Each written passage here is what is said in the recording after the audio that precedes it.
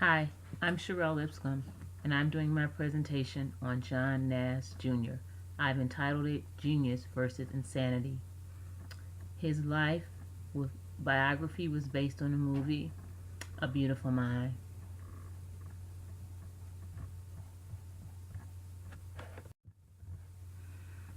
John's early childhood and early life was spent growing up in Bluefield, West Virginia.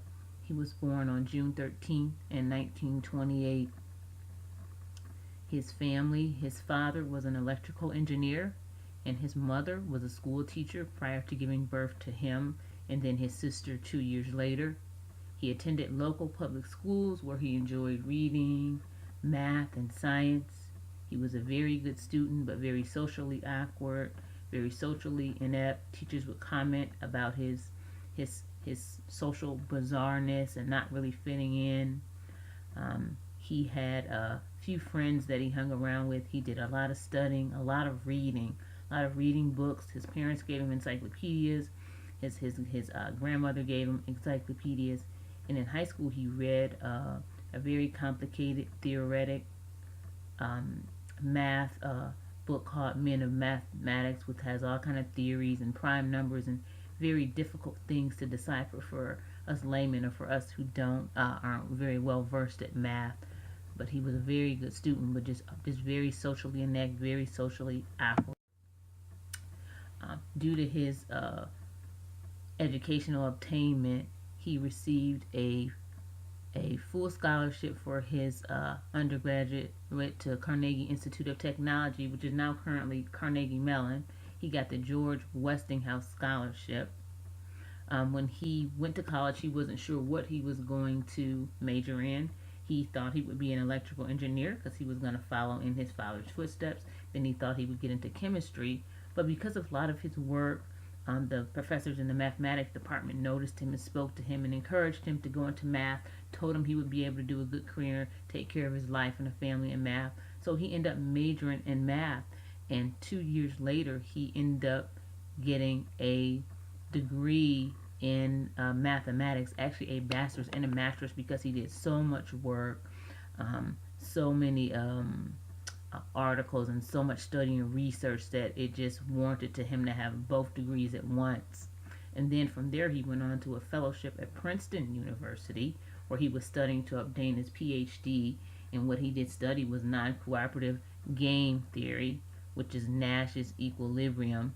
And it's the study of how uh, uh, businesses make choices, how the government ends up using his theories to how they make choices to make major decisions and to predict decisions.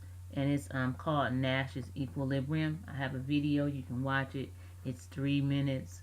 It's about 3 minutes long, but it really explains it, and it makes it really, really simple to understand what his uh, whole thesis was about, because it was a very complicated process and it's explained in a layman's term. So you should watch that. I think it's pretty interesting, especially coming from a social work background. After he obtained his PhD, he got it in 2 years. So he was about 23 years old with his PhD, far above when most people get their PhD much later in life. He went on to be a math instructor at MIT, and he also did some studies on differential geometry in between that at Princeton University. Um, in the same processes of him of working, he got into a relationship. At this point in his life, when he's about in these early 20s, he went through a whole period, according to Erickson, which would have been of intimacy and isolation.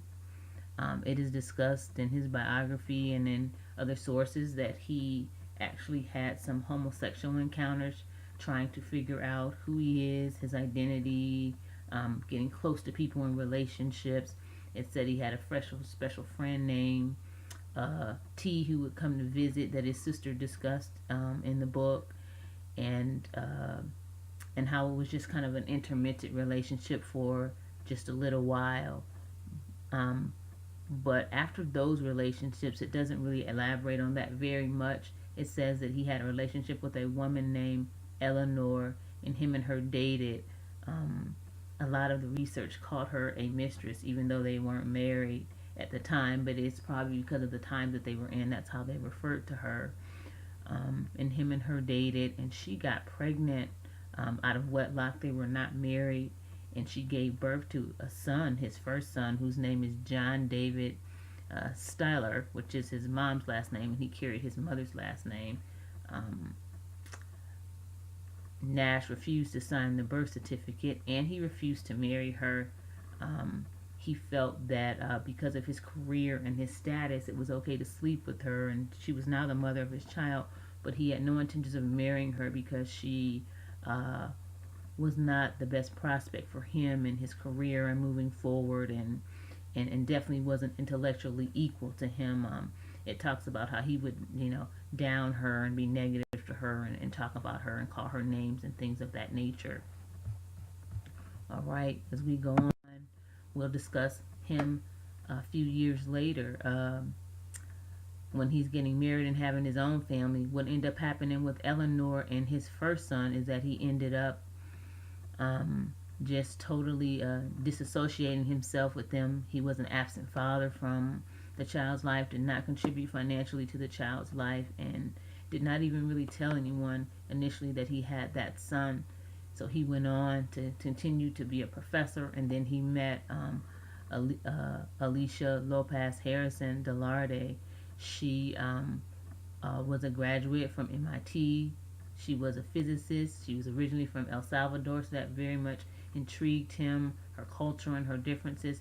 She was from a family that was well known, had wealthy pedigree. She was a very good match, what he considered for her and in their society, and that they both were intellectually equal, and they got married they got married in 1957, and they had one child, May 20th, 1959, who was John Charles Martin Nash's second son. All right.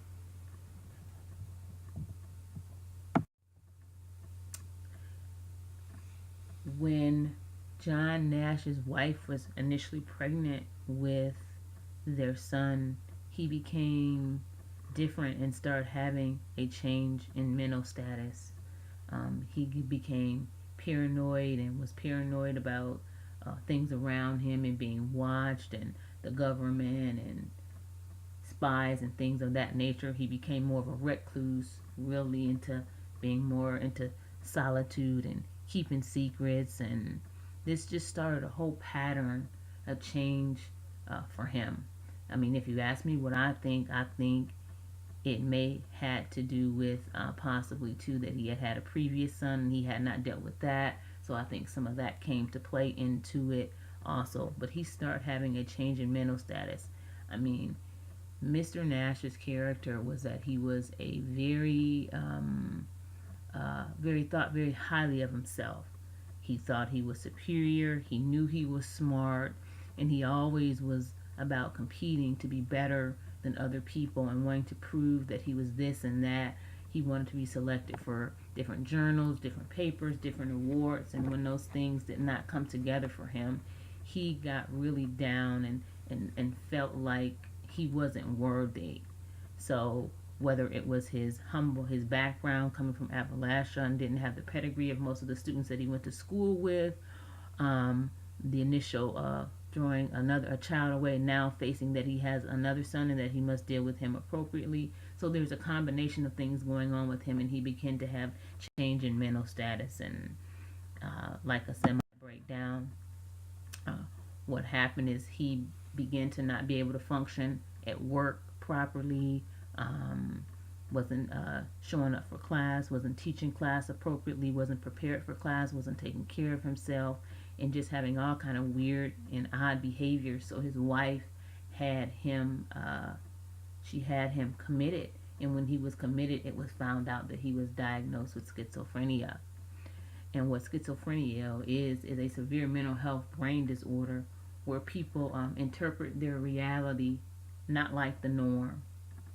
It's basically like a split in your mind. It's not like multiple personality, having two persons and two people talking. It's really a disruption in the balance of the emotions and the thinking. So there's the split.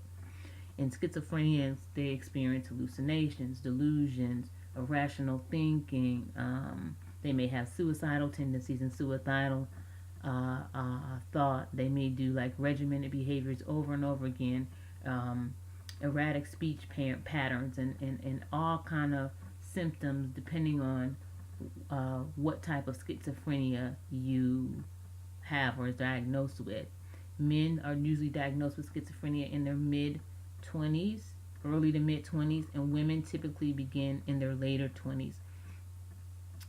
And actually, he was diagnosed. Actually, it began in the late 20s or maybe his early 30s when all of this kicked in for him.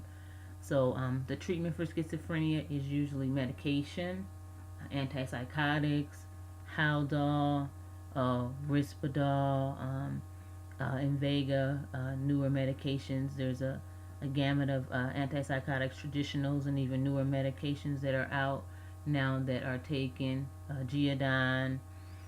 Then there's individual and family therapy that can maybe helpful to teach people life regulation and teach their family how to cope with them, and even maybe some voc rehab that can help integrate people into life to make them worthy and work and be a part of the life cycle.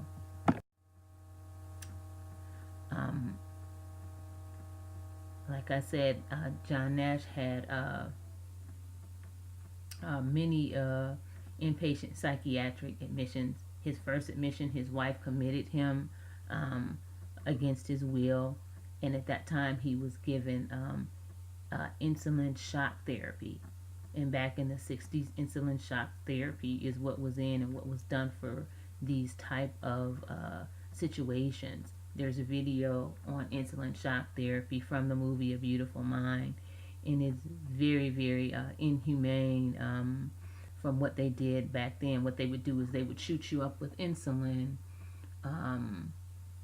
make the person kind of go into a coma, almost into a seizure state, to kind of trick his mind or shock his mind back into normalcy. Maybe it's similar to ECT today, but it was very devastating, and he had to go through this 5 days a week for 2 weeks straight, and it was just very hard and difficult to watch. So I suggest that you watch that. Through his schizophrenia process, his wife tried to like hang in there with him and be there with him, but eventually by 1963 she just couldn't handle his behaviors and everything, and they were divorced. She was support still from a distance, and in all of this he became known as a phantom of Fine Hall, where he just kind of was around Princeton. Fine Hall is the math department, and he just kind of ruminated around, talking to squirrels, doing things, being in the library. And the infrastructure of the school and the professors there, because they knew him, kind of protected him and watched over him and things of that nature. I included in this a video on Nash on his own delusions. He explains his own delusion processes and how that felt and what your mind does and how you feel about the delusional process. I also put in a video from Anderson Cooper, who's doing a hallucination stimulator. He's walking around with headphones like he's schizophrenic and hearing voices and things talking to him all day long, and it just shows you how disruptive schizophrenia is. I think it's important as social workers and people who are studiers of human behavior to understand the shoes people walk in, so that we can be sensitive to helping them and to meeting their need and to respecting those needs. And I think the Anderson Cooper hallucination stimulator would be very helpful for you to watch. He spent nearly about from the 60s to the late 80s, early 90s in just schizophrenia phase. He was working somewhat when he was healthy, then not working, and sometimes maybe almost homeless and not, but eventually in the early 90s he kind of pulled his life together and tried to reintegrate himself into society at a at a later phase in life.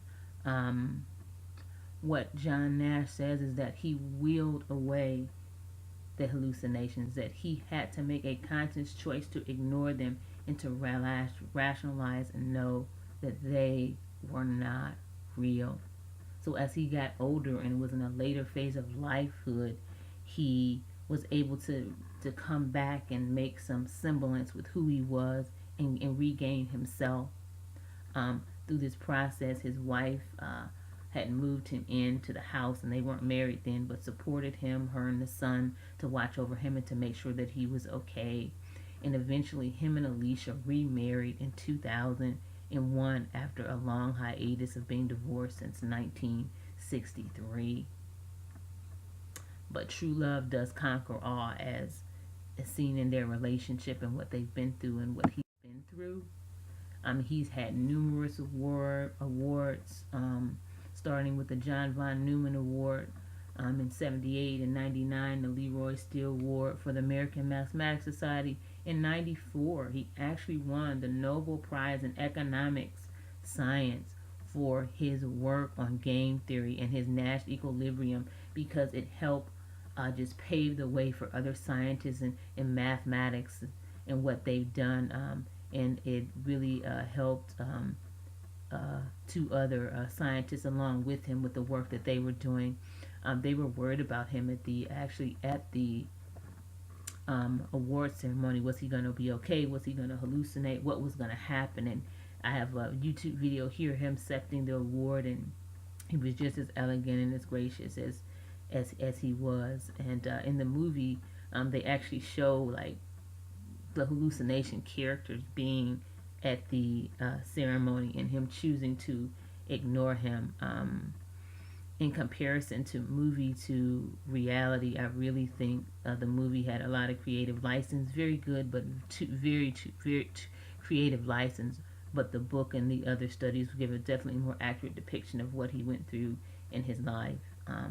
Honorary degrees in doctorate in science and technology from Carnegie Mellon, honorary degrees in mathematics from Naples Frederico, and he has honorary doctorates from the University of Antwerp. I mean, he just has numerous recognitions, numerous awards, numerous all kind of achievements in the face of his schizophrenia, in the face of spending decades in hallucinations and delusions and thinking that he was being spied on, and thinking that he was a government agent, and thinking that he was doing things to help the government, and in religious ruminations in his mind about being the Prince of Peace and God, and even things of that nature.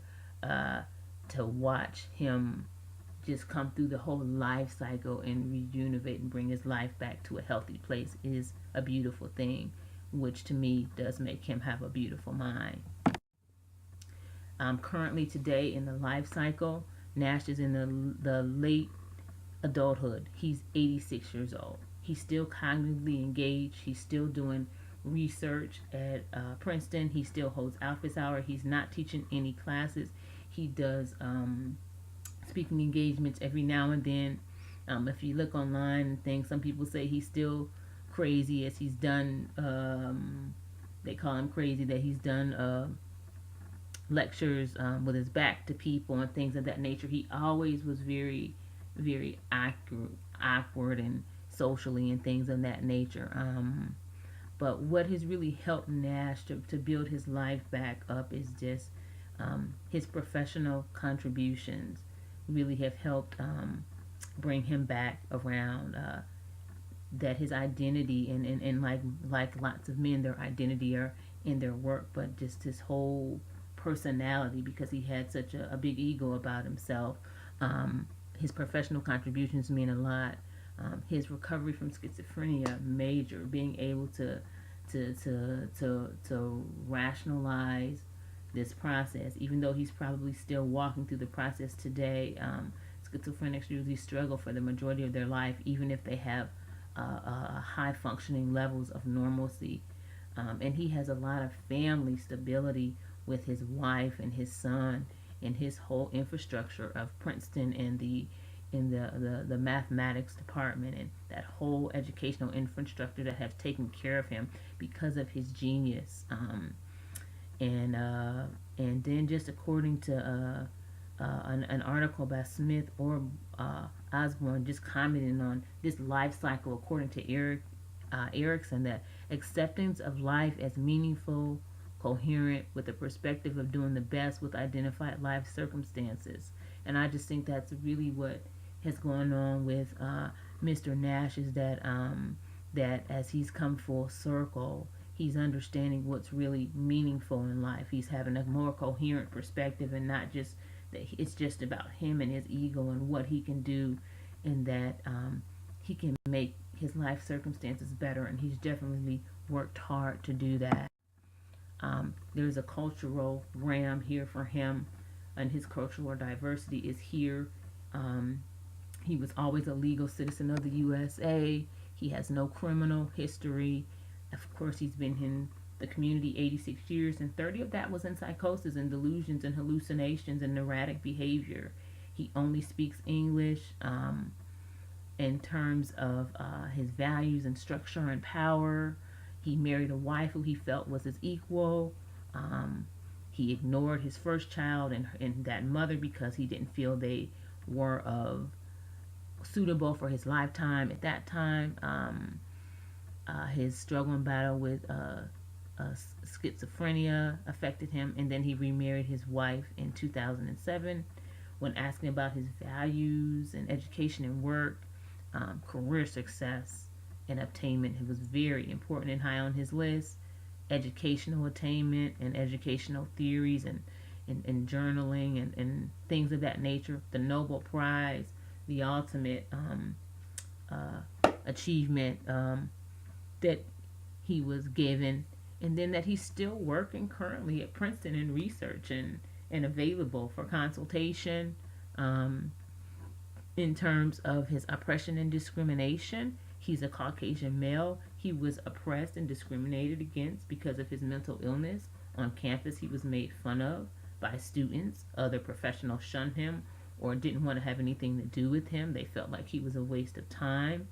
You know, he was just a crazy. So he understands oppression and discrimination and bias and racism, not from his racial point of view, but he understands that from being someone who was mentally ill and had to deal with a mental illness and all the stigma and all the challenges that come with being someone that's diagnosed with a mental illness. Other things is that his wife was from El Salvador, but it doesn't discuss anything about any kind of discriminations and coming with that, because her family was already amalgamated into American culture.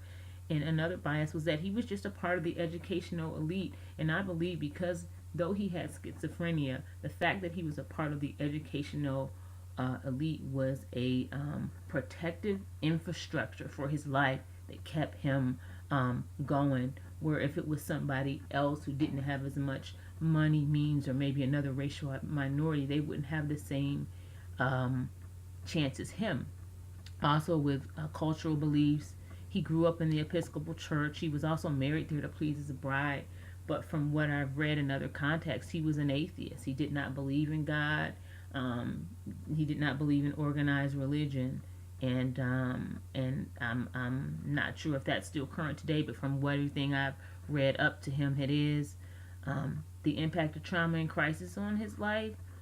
From his life, impact of crisis and trauma, what I have here listed for him is that him and his friends were doing an experiment as teenagers, and one of the experiments blew up in front of one of his friends, blew up on one of his friends, and that died, and then he died, and eventually died. I think that really impacted him, this friend dying in this experiment. I think other impacts for him was that he ignored his first child, and then he had another child, and I don't think he knew how to make congruence with that.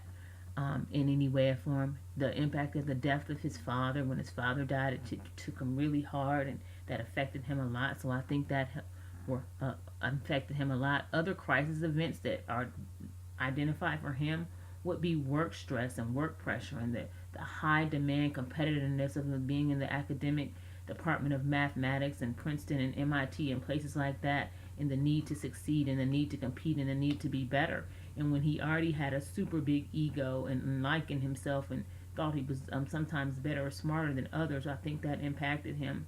And then I think just the trauma of the whole schizophrenia process, the whole inpatient treatment process, and that whole process of mental illness and where it takes you from a high to a very low. And health benefits, from what I've got from him, is that now what matters to him is a quiet life of rational thinking, avoiding political and religious conversations because those are the things that really spun his delusions, and he does not want to be drawn back into that. And what also matters to him is work. Any achievement or blockage to achievement, I put that the blockages to achievement would be just him trying to prove himself. Maybe he's always felt like because his background and his pedigree wasn't of what a lot of the other comrades who went to Princeton and MIT came from, he felt like he always had to prove himself. Like I said, he was from the educational elite, so that helped him achieve. He was highly competitive, and the schizophrenia time period may have blocked him from a lot of things, but even in the healthy parts of that, he was able to achieve some things. So even though he may have been blocked certain achievements, it was just for a time because he still achieved a whole lot in his life. His echo map talks about, of course, him in the center and his relationship. It talks about strong bonds with his wife, Alicia, and their son, John Charles, who was also diagnosed currently with schizophrenia. It has the dotted connections between Eleanor and John Stitter, because even though they have made more amends, there's still disconnects in those relationships. I put an arrow just toward him with mental health because he chooses not to engage in taking any type of medicines or mental health. Him and his wife determined not ever to commit him again, and that nature. I put a reciprocal arrow between him and Princeton because he gave a lot educationally and from his math and ability, and they gave back to him in a safe place to be and an infrastructure, and gave him somewhere to still be so that he could still matter. And then I put an arrow toward his professional peers who looked after him, especially through his whole schizophrenia process, and who took care of him, and they really kind of just looked out for him. The theories I used for him was first the theories, Freud's theory of psychodynamic theory, that human behavior is a psychological pretext and that abnormal behavior comes from childhood experience and conflicts and unconscious stuff. Nash was very close to his mother, more distant with his dad, but very close to his mother. And of course, psychodynamic theory is always talking about your mom and your connection to your parents and the closeness and those different complexes and things like that. Also, what affected him early was his school years and maybe being socially isolated, talked about because he was bizarre and awkward, and the death of his friend, as I mentioned earlier in that experiment, could have severely affected him in his thought process and how he thought. I've also mentioned Virginia and the absent child, and just what he did there, and just and how that conflict, how he handled that whole conflict of letting that go. And what was in the book, they talked about his dad. He didn't even tell his father about it because he didn't want to disappoint him or let him down, because that would just that wasn't just a part of how he was raised, or to go out and get a woman pregnant and to just not take care of the child. So he didn't tell his dad till very later in life, not until right before his dad died did he talk about that.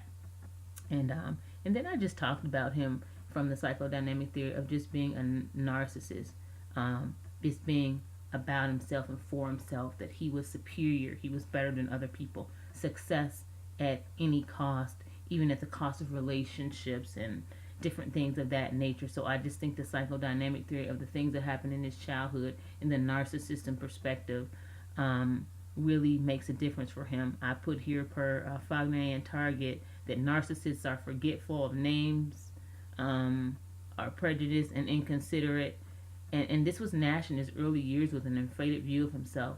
and just wanting to be seen as superior by others and get awards, and being very upset when he didn't get awards or meet mandates that he put on himself.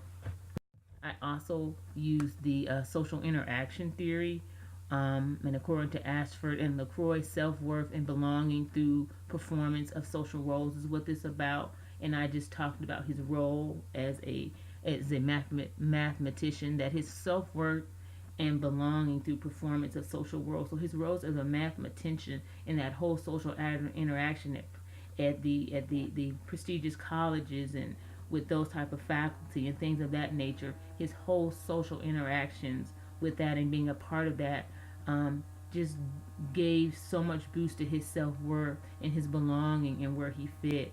Um, it also affected when he did not get tenure, that lessened his self-worth. So all the social interactions, all that he was doing, even though it was supposed to be beneficial, that was a deterrent for him. And self-worth for him to just, in his family, that his wife stuck it out with him in her social interactions and letting him know he was valuable regardless of whether he was, a great mathematician or whether he had schizophrenia, that she was there for him. I use social interaction theory in his self-worth, like I said, for wanting to be the best and win awards, disappointed when he wasn't acknowledged. And I just believe that his possible breakdown and mental health issues had a lot to do with these social interactions and his self-worth, or his perceived self-worth of not being good enough because he couldn't make this, and then he was about to be a father, so that whole perspective and stress may have been coming on that. And so basically it's just as your social interaction affirms you. And per Lopez et al., studies find that positive relationships between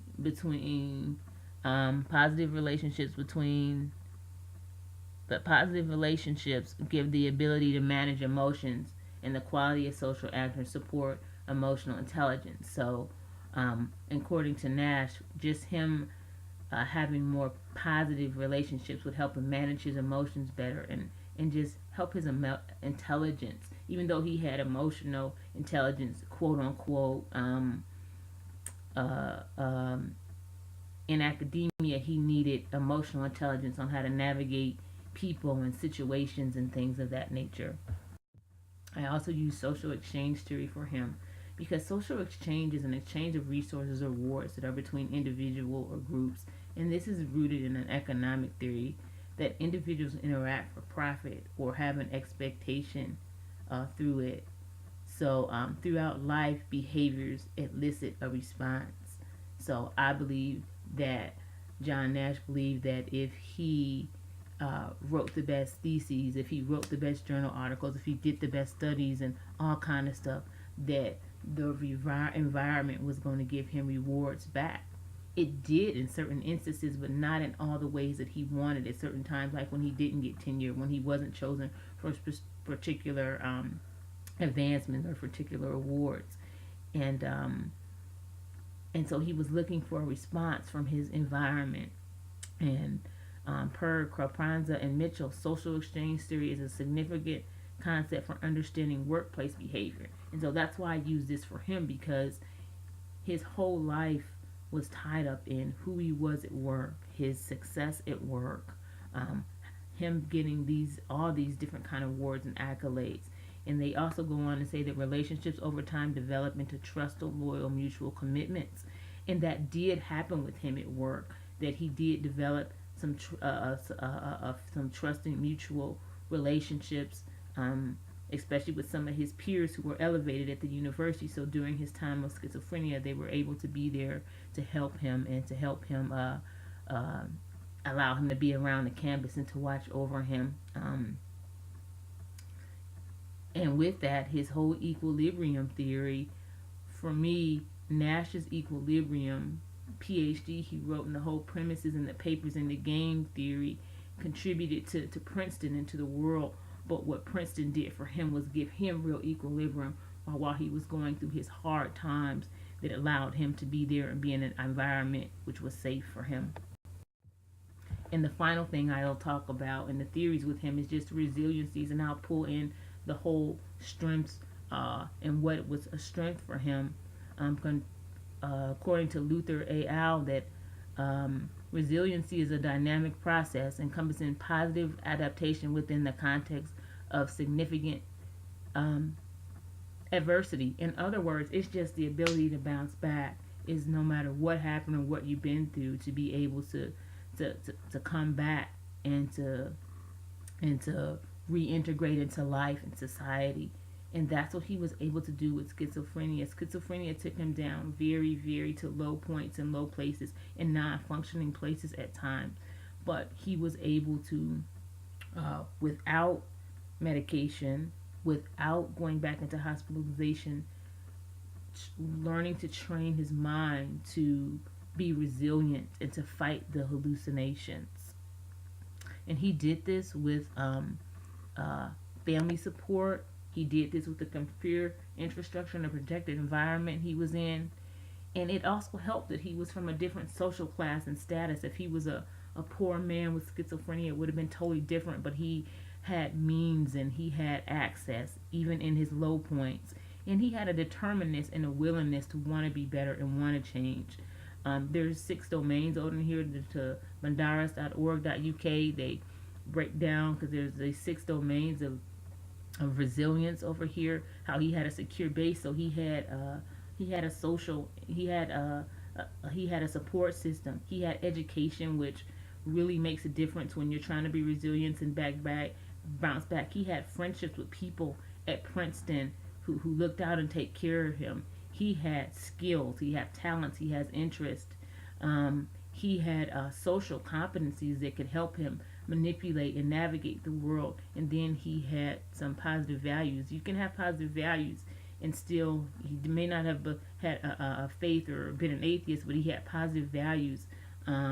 He understood the need for support and family and values like that help him be resilient and fight back and to bring his life back to normal. And per Janelius, schizophrenia resilience is a mindful prudence with courage and the ability to know oneself, nature, and the need for change. So what this author is saying, that schizophrenia resilience, that they have to be mindful, they have to be prudent, and they have to have courage, because they need to be aware of themselves and know what they need to do to change and to be different and to make their life better. In reference to the National Association of Social Workers and Conflicts of Value, what I found was just, but that was the 60s, the inhumane schizophrenia treatment that he was given. It was just inhumane. He was a person with a disability, is what he really was. He was a person with a disability, because mental illness and schizophrenia, to that non-functioning point, is a disability, and I don't feel like that he was addressed as if it was a disability. And I think that's maybe a conflict. What I think is the value is that with the code of ethics, according to him, is that the dignity and worth of a person is what matters, and that he was allowed to have dignity even though he had schizophrenia. That the people, especially at his work and his wife and son, gave him dignity even though he was at a very low place. And he was also given the right to self-determination. He wasn't hospitalized again. He did not take medicine again. He had a right, because clients have a right to treatment or to not have levels of treatment, and he had a right to determine how he was going to care for himself, and it helped make him better and improve his status. I learned a lot from doing this presentation. The next couple of